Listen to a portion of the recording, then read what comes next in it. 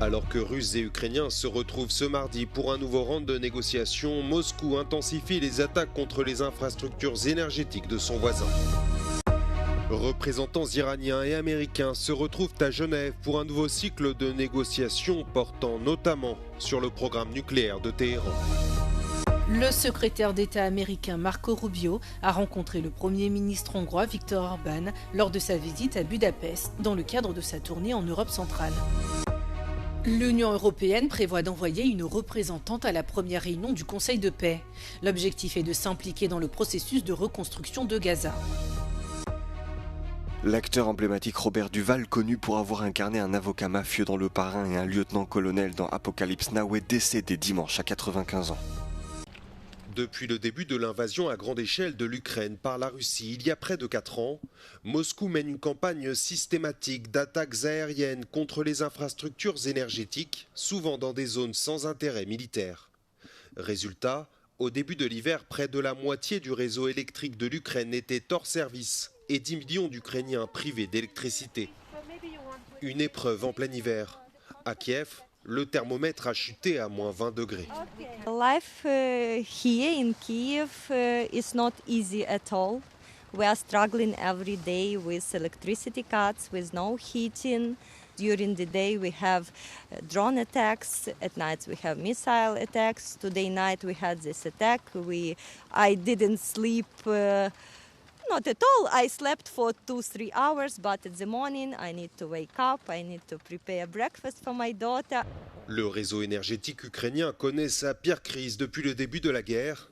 Kiev est particulièrement touché. This winter is one of the most difficult winter in the last 4 years for many reasons. First of all, we have massive attack from Russian Federation, kamikaze drone, ballistic missile, cruise missiles attack our critical infrastructure. This power plant is now no longer functional after several ballistic and drone missile attacks since August. On January 9th, the final attack meant that it can no longer operate, meaning that 300,000 people in Kyiv were plunged into darkness and left without heat or energy with minus 23 degrees. As you can hear, the air raid sirens mean that we have to relocate to a shelter, proving that people in Kyiv will never be safe until this war is over. Face à l'urgence, les alliés de l'Ukraine tentent de lui venir en aide.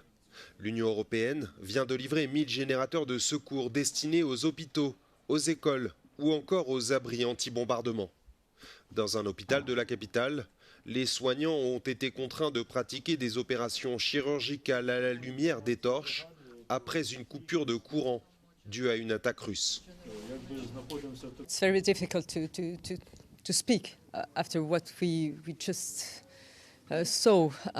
Wounded soldiers, but also a patient in very severe conditions because of this war. It's women, it's innocent people who are just living their everyday life. We just met a woman who has been targeted in her apartment. She lived in the 5th floor and a drone was entering in through the windows.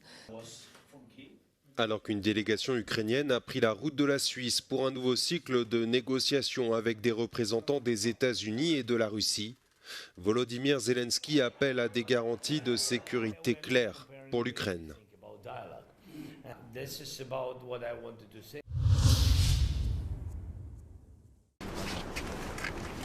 2 ans se sont écoulés depuis la mort du leader de l'opposition russe, Alexei Navalny. Aux premières heures de la matinée lundi, de nombreuses personnes ont commencé à porter des fleurs sur sa tombe au cimetière de Borissovo à Moscou. D'après les résultats de plusieurs laboratoires indépendants, 5 pays européens ont affirmé ce week-end que Navalny avait été empoisonné par une toxine mortelle provenant d'une grenouille sud-américaine. La mère de l'opposant exige que les responsables soient traduits en justice. Это подтверждение тому, что мы знали с самого начала. Мы знали, что сын наш не просто умер в колонии, он был убит. Вот 2 года всего прошло, и мы уже знаем, чем он был отравлен. Я думаю, что пройдет какое-то время, и мы узнаем, кто это сделал. Обязательно. Заказчик знает весь мир, я просто повторяю свои слова. А мы хотим, чтобы узнали каждого, кто принимал в этом участие. Le Kremlin rejette toujours fermement les accusations de meurtre de Navalny, attribuant sa mort à une maladie multifactorielle. Lundi encore, le porte-parole de la présidence russe Dmitri Peskov a dénoncé ce qu'il a qualifié de réaction négative à des accusations biaisées. Plusieurs représentants de missions diplomatiques étrangères se sont rendus sur la tombe du leader de l'opposition. 2 ans après sa mort, l'UE appelle à la libération immédiate de tous les prisonniers politiques en Russie, dont le nombre ne cesse de croître dans le contexte de la guerre contre l'Ukraine et du durcissement des lois.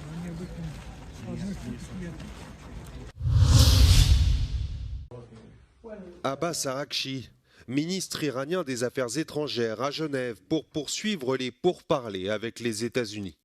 Les discussions indirectes entre émissaires de Téhéran et de Washington débutent ce mardi à Genève, sous la médiation d'Oman.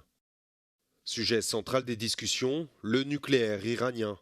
Washington souhaite les élargir pour y inclure notamment les missiles balistiques, une option que Téhéran a rejetée à plusieurs reprises dans le passé. Les États-Unis et l'Iran avaient repris des pourparlers début février à Oman. Cette session était la première depuis l'interruption des précédentes négociations en juin en raison de la guerre de 12 jours entre l'Iran et Israël. Les États-Unis avaient alors bombardé des sites nucléaires iraniens.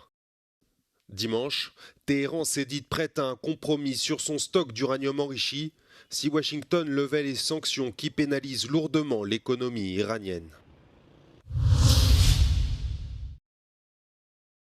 Après la conférence de Munich sur la sécurité, le secrétaire d'État américain Marco Rubio s'est rendu à Bratislava et à Budapest, capitales respectives de la Slovaquie et de la Hongrie, alliés du président Trump. Marco Rubio s'est entretenu dimanche avec Peter Szijjártó, ministre hongrois des Affaires étrangères et du Commerce. Un accord sur l'énergie nucléaire a alors été signé. Marco Rubio a ensuite rencontré le Premier ministre Viktor Orbán. Les 2 hommes ont tenu une conférence de presse conjointe. À l'approche des élections législatives, ils ont été interrogés sur l'avenir des relations entre les 2 pays en cas de défaite du parti au pouvoir. The president has an extraordinarily close relationship to the prime minister. He does, and it has had tangible benefits in our relationship. I'm not going to speculate about the future. You know, what happens in this country is up to the voters of this country to determine and decide, and we love the people of Hungary. But there's no reason to sugarcoat it. I'm going to be very blunt with you. The prime minister and the president have a very, very close personal relationship and working relationship, and I think it has been incredibly beneficial to the relationship between our 2 countries. I'm the longest-serving leader of the opposition with 16 years, so I spent 16 years as leader of opposition.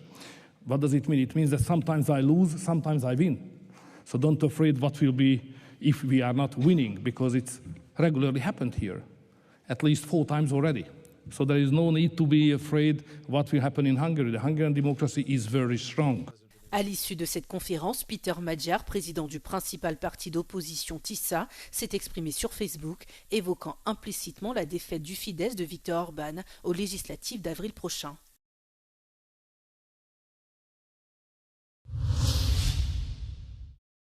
Jamais les autorités françaises n'avaient saisi autant de cocaïne qu'en 2025. Auprès de France Info, le ministère de l'Intérieur a indiqué avoir intercepté 81 tonnes de cette drogue l'année passée, soit une hausse de 50% par rapport à 2024. Et c'est dans les Antilles que la majeure partie de ce trafic a été démantelée. Le procureur de la République de Fort-de-France a indiqué que 42 tonnes de cocaïne ont été saisies dans les Caraïbes. La cocaïne est la drogue qui a généré le plus de revenus sur le marché français en 2023 selon une étude publiée par l'Observatoire français des drogues et des tendances addictives, avec près de 3,1 milliards d'euros sur l'année. Un paradoxe sur le papier car le prix du gramme de cocaïne n'a jamais été aussi bas, avec 58 € en 2024 contre 66 l'année précédente, et les quantités consommées étant bien moins importantes que celles du cannabis. Mais selon le co-auteur de l'étude, le nombre de consommateurs qui aurait triplé en 10 ans expliquerait l'explosion de cette consommation.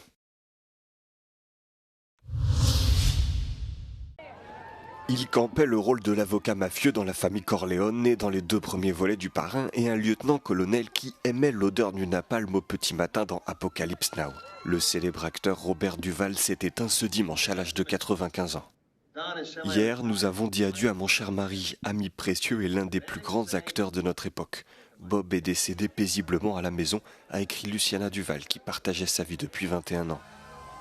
Robert Duvall, oscarisé pour son rôle dans le film Tendre Bonheur sorti en 1983, a connu un début de carrière tardive car c'est à seulement 31 ans qu'il se fait connaître du grand public dans Du silence et des ombres, adaptation du roman d'Harper Lee Ne tirez pas sur l'oiseau moqueur. Il a ensuite interprété une myriade de rôles comme un cadre d'entreprise tyrannique dans Network main basse sur la télévision ou un officier de la marine qui traitait sa famille comme ses soldats dans The Great Santini. Mais c'est Francis Ford Coppola qui lui offre ses 2 rôles les plus marquants dans Le Parrain et Apocalypse Now, 2 films qui lui ont valu une nomination comme meilleur acteur dans un second rôle aux Oscars. Cependant, son rôle préféré était celui du Texas Rangers devenu cow-boy Augustus McCrae dans la série télévisée Lonesome Dove. Robert Duvall a pris sa retraite en 2022 après 7 décennies de carrière, durant laquelle il a brillé aussi bien dans des rôles principaux que dans des seconds rôles ou en tant que réalisateur. Dana Eden, co-créatrice et productrice israélienne de la série télévisée Téhéran, a été retrouvée morte dans une chambre d'hôtel à Athènes ce dimanche, a indiqué la police locale. Âgée de 52 ans, elle se trouvait en Grèce pour le tournage de la 4e saison de la série qui suit une agente du Mossad infiltrée à Téhéran et cherchant à empêcher l'Iran de se doter de l'arme nucléaire. La cause de son décès n'a pas encore été confirmée, mais tout semble indiquer qu'il s'agit d'un suicide, a précisé la police. Sa mort a néanmoins déclenché des rumeurs sur les réseaux sociaux concernant un acte criminel compte tenu de la nature du scénario de la série. Des fake news ont notamment été publiées dans les médias israéliens qui ont indiqué que la police enquêtait sur un éventuel lien avec l'Iran. Mais les rumeurs évoquant des motifs criminels ou nationalistes derrière sa mort sont incorrectes et infondées, a assuré sa société de production. Elle a également demandé au public d'éviter de partager des théories du complot et de laisser la famille et les proches de la productrice faire leur deuil en paix.